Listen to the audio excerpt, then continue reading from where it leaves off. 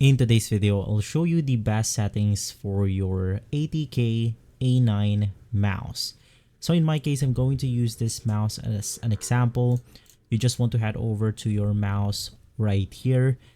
And then you want to simply click on the performance setting. This is where it's going to matter the most. You simply want to click on the second option, which is going to be the ATK Geshua competitive firmware. And inside this page, you also have the ability to choose your polling rate.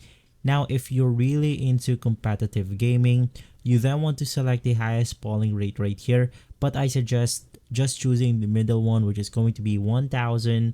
But if you're really into something like Valorant, Overwatch, Counter-Strike, you then want to choose something like 4K or 8K. From there, let's head over to the DPI settings. You want to make sure that you have adjusted your DPI according to your playstyle.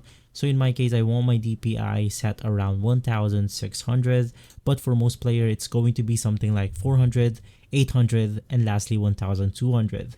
You can just go ahead and find the sweet spot depending on your playstyle once again. From there, let's head over to the parameter setting. Then you want to make sure that you turn off the motion synchronization, because this will go ahead and apply a little bit AI onto our mouse motion. So if you want the raw player input, you then want to disable all of these features right here. But if you need a little bit of help from the technology, it's going to be totally fine. So you just want to turn this option off. Now in here, you also want to make sure that you have set the key, the bounce delay at 1 millisecond and the lift off distance at 1 millimeter. And so guys, those are the best settings for your ATK A9 mouse. If this video has been helpful, leave a like, subscribe, and follow Guide to Everything for more videos like this. Thanks for watching.